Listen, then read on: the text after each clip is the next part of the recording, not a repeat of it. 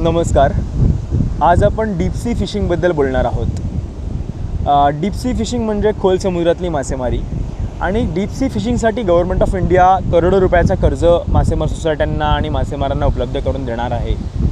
पण हे कर्ज घेऊन खरंच प्रॉफिट होणार आहे का? खोल समुद्रामध्ये तेवढे मासे उरलेत का? आणि पारंपरिक मासेमारी बंद करून खोल समुद्रात मासेमारीसाठी जायचं का? हे सगळे जर प्रश्न तुम्हाला पडले असतील तर हा व्हिडिओ अगदी शेवटपर्यंत बघा.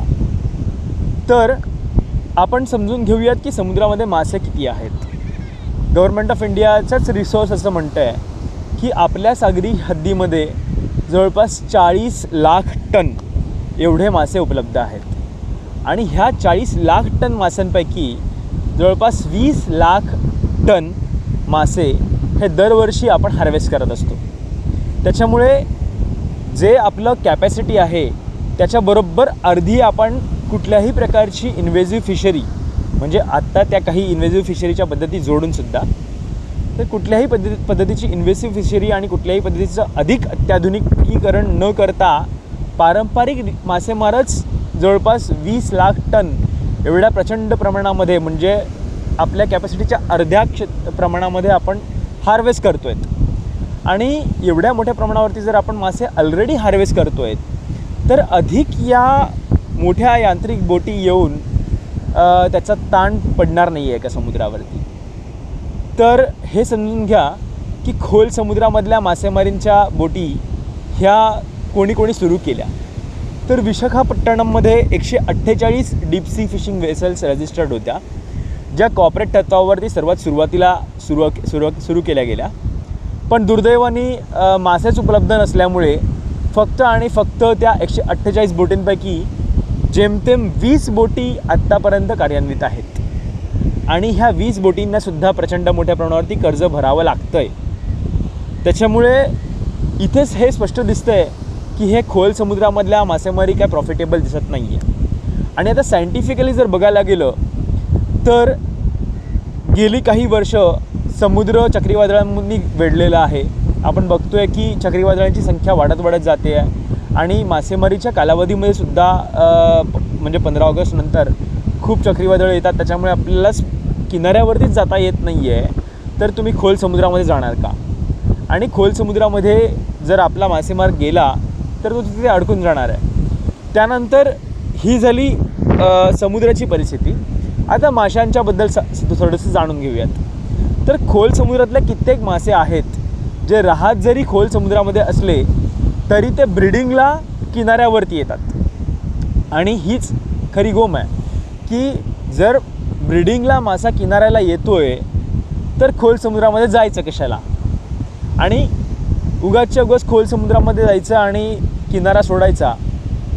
आणि शेवटी मग होतं काय की जे पारंपरिक मासेमार शेवटी ह्या बोटी कन्वर्ट करतात डीप सी फिशिंग वेसलसाठी, त्यांना डीप सीला मासे मिळतच नाहीत.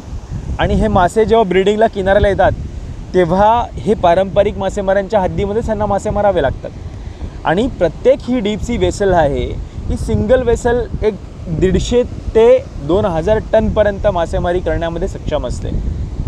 आणि त्यात तुम्ही विचार करा की एक बोट जर एका फिशिंग सीझनला 2000 टनच्या आसपास जर का मासे मारत असेल आणि अशा कितीतरी बोटी जर असतील तर काय करायचं? आणि समुद्रामध्ये मी आधी म्हटल्याप्रमाणे ऑलरेडी आपली जी फिशिंग कॅपॅसिटी आहे त्याच्या अर्धे फिश आपण हार्वेस्ट करतो आहेत. आणि आता जे उर्वरित मासे आहेत तेही जर आपण हार्वेस्ट करायला लागलो तर मासे उरतील का? आणि खरंच ह्या गोष्टी प्रॉफिटेबल होतील का? त्याच्यामुळे एक समजून घेतलं पाहिजे की जो मासा लहानपणी जन्माला किनाऱ्याला येतो तो खोल समुद्रामध्ये जातो, तिथे तो वाढतो आणि पुन्हा तो ब्रीडिंगला किनाऱ्यावरती येतो. हे निसर्गचक्र सुरू राहिलेलं आहे लाखो वर्षांपासून. आणि हे आपल्याला सुरू ठेवायचं आहे. आणि हे तेव्हाच सुरू होईल जेव्हा तुम्ही आम्ही सस्टेनेबली ह्या गोष्टी करू. आणि ह्या जर का दुर्दैवाने ह्या ज्या काही पॉलिसी बनवल्या जातात त्या पॉलिसी बनवताना पारंपरिक मासेमारांना विश्वासात घेतलं जात नाही आहे. आणि पारंपरिक मासेमाराचं ज्ञानसुद्धा कुठे घेतलं जात नाही आहे. आणि जे IAS अधिकारी कुठला तरी अभ्यास करून किंवा गव्हर्मेंट सायंटिस्ट थोडाफार अभ्यास करून या गोष्टी गव्हर्मेंटच्या समोर ठेवत आहेत ते तेवढे सक्षम नाही आहेत असंच म्हणावं लागेल. आणि त्याच्यामुळे मासेमारी टिकवण्याची जबाबदारी तुमची, माझी, आपली सगळ्यांची आहे. आणि म्हणून मित्रांनो, डीप सी फिशिंगच्या नादाला लागू नका. समुद्रातले खोल समुद्रामधले मासेच किनाऱ्यावरती येतात ब्रीडिंगला, तर तुम्हाला खोल समुद्रामध्ये जायची गरज नाही. आणि हे ब्रीडिंगला किनाऱ्यात का येतात, तर खोल समुद्रामध्ये सुद्धा जास्त अन्न त्यांना उपलब्ध नसतं. मग अन्न कुठे असतं उपलब्ध, तर ज्या नद्या खाड्या किनाऱ्यालाच समुद्राला येऊन मिळतात. आणि जिथे त्या मिळतात तिथे त्या खूप मोठ्या प्रमाणामध्ये जमिनीवरून गाळ वाहून आणतात आणि तो गाळ समुद्राच्या मुखामध्ये फेकतात. आणि तो गाळ फेकल्यानंतर समुद्रामध्ये खूप मोठ्या प्रमाणामध्ये खनिजांची उधळण होते किनाऱ्यावरती. आणि खनिजांची उधळण केल्यामुळे समुद्राच्या किनारी वनस्पती प्लवकाची वाढ होते. म्हणजे किनाऱ्यावरती प्रचंड प्रमाणात वनस्पती प्लवक वाढलं की त्याच्यावरती सूक्ष्म जैविक प्लवक वाढतं आणि ते जैविक प्लवक माशांचं खाद्य असतं.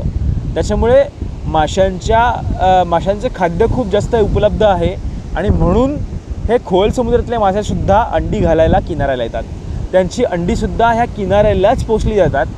आणि म्हणून हे किनारेच मासळीने भरलेले आहेत, तर खोल समुद्रामध्ये जायचं कशाला. आणि म्हणून मित्रांनो, खोल समुद्रामधल्या मासेमारीच्या नादाला लागू नका. उलट आपली जी सुरू असलेली मासेमारी आहे ही अधिकाधिक आपल्याला कमी इन्व्हेजिव्ह पद्धतीने करणं गरजेचं आहे. आणि पुन्हा एकदा शिडाच्या बोटींचा काळ हळूहळू आणणं गरजेचं आहे. डिझेलच्या बोटी जर तुम्हाला फिजिबल होत नाही आहेत तर त्याच्यासोबत तुम्ही शिड पण लावत जा, जेणेकरून एक काही कालपर्यंत, कारण ह्या गोष्टी शिडाच्या गोष्टी आत्ता अगदी ह्याच्यामध्ये पण सुरू झालेल्या आहेत. म्हणजे ज्या कार्गो शिप्स असतात मोठ्या मोठ्या, ह्या कार्गो शिप्ससुद्धा डिझेल वाचवण्यासाठी शिड वापरायला सुरुवात केली त्यांनी. तर आपण तर फार पूर्वीपासून शिडाच्याच बोटी होत्या आपल्या, तर पुन्हा एकदा आपण डिओ का करू नयेत. म्हणजे एक डिझेलच्या सोबत तुम्ही शिड पण ठेवा ना बोटीला. करून बघा, प्रयोग करावेच लागतील तर मासेमारी टिकेल. आणि सातपेटीसारख्या गावामध्ये एक 30-40 वर्षापूर्वी हाच प्रयोग केला आणि यंत्र बसवलं. तर आपल्याला पुन्हा रिव्हर्स प्रयोग करायचा आहे की यंत्राच्या सोबत आपल्याला शिड पण बसवायचं आहे आणि हळूहळू यंत्र अंडू करत जायचं आहे आणि इतरांनाही हे पटवून द्यायचं आहे. एवढं बोलून मी थांबतो. धन्यवाद.